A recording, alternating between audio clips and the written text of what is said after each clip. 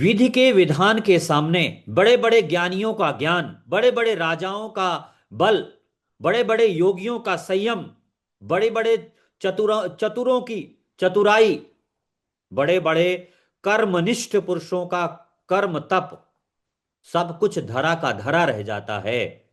क्योंकि विधि के विधान के सामने किसी की आज तक नहीं चली हुई है। हुई हैं वही जो सो राम रच राखा। भगवान ने जो पहले से लिख रखा है वही होगा। अब प्रश्न उठता है कि विधि के विधान को कैसे पढ़ेंगे। तो विधि के विधान को पढ़ने का केवल एक साधन है, वो है जन्म कुंडली। अब प्रश्न उठता है कि जन्म कुंडली का अध्ययन कैसे करेंगे, कहां से प्रारंभ करें। जन्म कुंडली हमारे सामने आई और हमको देखना है कि जन्म कुंडली कहां से प्रारंभ करनी है। इसको कैसे देखोगे? बहुत ही सरल, सटीक और स्पष्ट व्याख्या करूंगा। ध्यान से कहीं मत जाइए। कुछ काम कर रहे हैं तो थोड़ी देर के लिए रोक दीजिए, गहरी सांस लीजिए, मन को एकाग्र कीजिए और इस वीडियो को 10 मिनट सुनिए। आपको जन्म कुंडली के देखने का क्रम आपको पता चल जाएगा कि आपको कैसे देखना है। सबसे पहले वैदिक ज्योतिष, नाड़ी ज्योतिष, केपी ज्योतिष, बहुत सी ज्योतिष पद्धतियां हैं। अलग अलग पद्धति के अलग अलग नियम हैं। मैं नाड़ी ज्योतिष के आधार पर जन्म कुंडली को कैसे देखें, इस विषय पर चर्चा कर रहा हूं। ध्यान दीजिए, नाड़ी ज्योतिष के सिद्धांतों के आधार पर जन्म कुंडली कैसे देखें, इस विषय पर चर्चा कर रहा हूं। पहला विषय मेरा है, यदि पुरुष की कुंडली है तो देखिए गुरु किस राशि पर बैठा है, किस भाव पर बैठा है। जिस स्थान पर गुरु बैठा है उसको एक मान लीजिए। गुरु मान लीजिए जन्म कुंडली के पंचम भाव, छठे भाव, सातवें भाव, किसी में बैठा हो, लेकिन उसको मानेंगे हम एक। शुरुआत कहां से करेंगे? पुरुष की कुंडली है तो जीव कारक गुरु को देखिए। स्त्री की कुंडली है, जीव कारक ग्रह शुक्र को देखिए। गुरु और शुक्र, क्योंकि इस पुरुष की कुंडली में जीव कारक गुरु होता है, स्त्री की कुंडली में जीव कारक शुक्र होता है। दोनों के गुणधर्म अलग अलग हैं, दोनों के देखने का तरीका अलग अलग। कुछ विषय स्त्री के अलग हैं, कुछ विषय पुरुष के अलग हैं। तो पुरुष की कुंडली को देखने का नियम अलग है, स्त्री की कुंडली को देखने का नियम अलग है। जैसे पुरुष की कुंडली में यदि उसके दांपत्य जीवन को देख रहे हो तो दांपत्य जीवन को देखने के लिए पुरुष की कुंडली में पत्नी का कारक शुक्र हो जाएगा और पुरुष का कारक गुरु हो जाएगा। अब आप स्त्री की कुंडली देख रहे हो, स्त्री की कुंडली में उसकी पत्नी, स्त्री का कारक शुक्र हो जाएगा और स्त्री के पति का कारक मंगल हो जाएगा। देखिए चेंज हो गया, स्त्री के पति का कारक मंगल हो गया, दोनों चीजें में चेंज हो गया। तो देखने के नियम होते हैं। स्त्री की कुंडली में भाई का कारक गुरु होता है, पुरुष की कुंडली में भाई का कारक जो होता है वो मंगल होता है। सबसे बड़ा भाई शनि, दूसरा भाई गुरु, तीसरा भाई बुध। इस तरह से नाड़ी ज्योतिष के अनुसार देखते हैं। तो सबसे पहले हमारी बात, एक पॉइंट क्लियर हुआ, गुरु किस राशि पर बैठा है इसको देखना है। गुरु गुरु किस राशि, अगर मेष राशि पर बैठा है तो मेष राशि के गुण ले लेगा। अब ध्यान देना है कि गुरु के 2-12 में आगे और पीछे कौन से ग्रह बैठे हैं।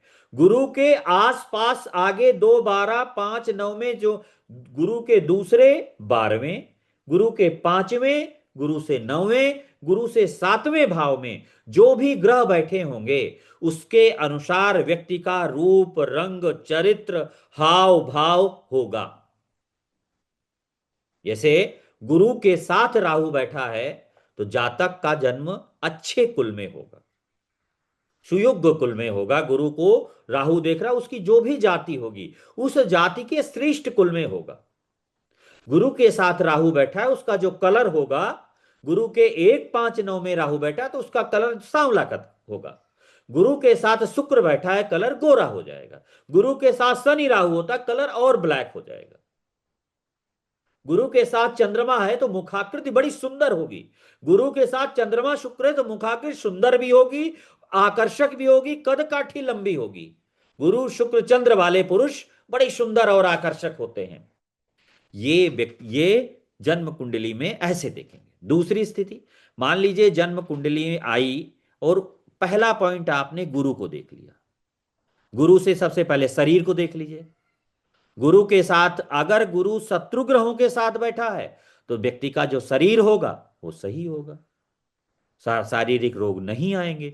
गुरु शत्रु ग्रहों मित्र ग्रहों के साथ बैठा है तो जातक का शरीर अच्छा होगा। गुरु यदि शत्रु ग्रहों के साथ बैठा है तो जातक का शरीर खराब होगा, शारीरिक रोग हो जाएंगे। तो गुरु का जिस प्रकार के ग्रहों से संबंध होगा उसी प्रकार से जातक के शरीर की संरचना होती है।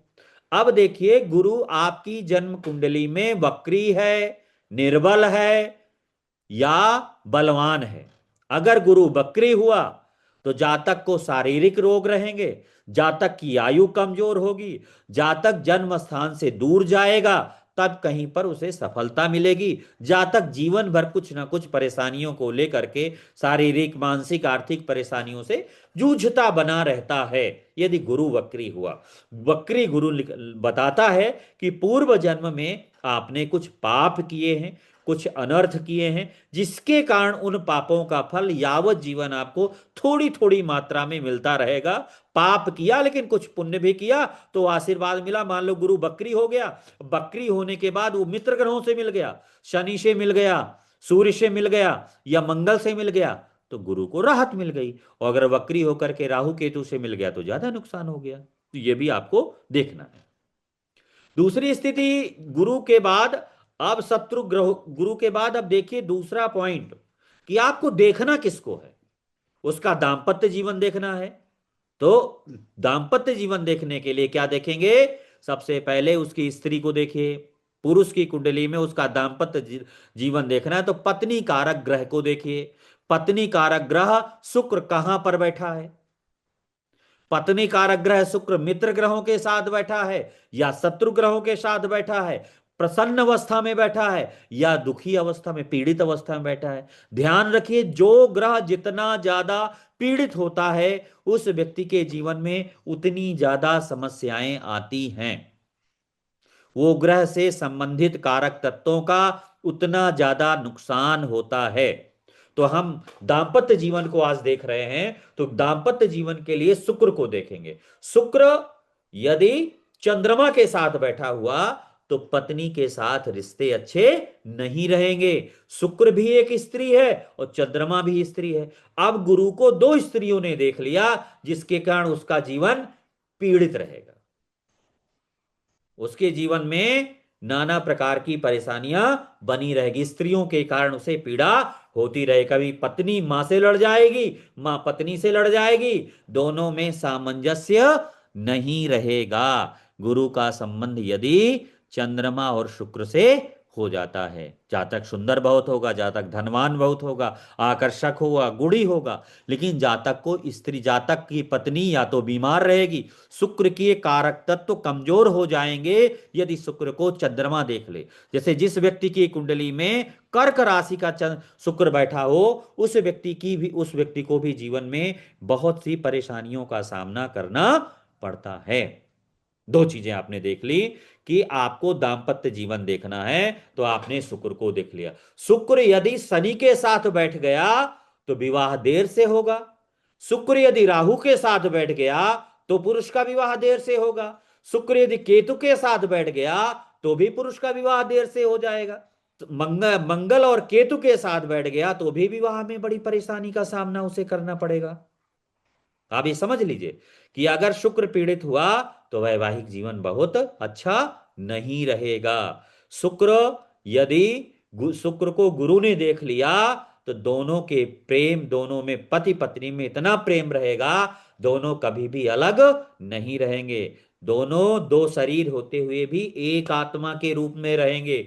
दोनों का रिश्ता जो होगा अविभाज्य रहेगा, कभी अलगाव भरा नहीं होगा। जैसे शुक्र मंगल को देख ले लड़की की कुंडली में तो पति पत्नी का जो रिश्ता होता है बड़ा सुंदर होता है, अविभाज्य नहीं होता, कभी भी अलगाव नहीं होता है। अलगाव तभी होगा जब शुक्र मंगल के बीच में राहु केतु आ जाएंगे या अन्य पापी ग्रह आ जाएंगे, तब अलगाव की स्थिति बनती है। अब जातक की शिक्षा को देख लीजिए। जातक की शिक्षा को देखना है तो कहां से देखेंगे? बुध से देखेंगे। बुध क्या है? शिक्षा का कारक है। बुध यदि मंगल के साथ बैठा हुआ तो जातक की शिक्षा अच्छी नहीं होती है, शिक्षा में रुकावट आती है, रुकावट के बाद जातक लंबे समय के बाद जातक को सफलता मिलती है। यदि बुध को गुरु शुक्र ने देख लिया, जातक की शिक्षा बहुत होती है, जातक बहुत आगे जाता है, जातक सफल भी होता है। यदि बुध को मंगल शुक्र ने देख लिया तो बुध क्या हो गया, शिक्षा का कारक हो गया। पिता का कारक सूर्य है, तो सूर्य यदि सूर्य गुरु के साथ बैठा है तो जातक का पिता बहुत प्रतापी होगा। इस तरह से एक एक स्टेप देखेंगे। तो आज हमने पत्नी के बारे में आपको बताया और थोड़ा सा शिक्षा के बारे में बताया। अगली सीरीज पर इसको अगले पार्ट पर देखिएगा। अगर आप लोग अच्छे से देखेंगे, अच्छे से कमेंट करेंगे और अच्छा सा सपोर्ट करेंगे तो अगली सीरीज फिर आप इस पे देंगे हम। और इसको लाइक शेयर अवश्य करिएगा। शेष अगले अगले पार्ट पर आएगा, या और जन्म कुंडली को कैसे देखें, और प्रैक्टिकल भी आएगा।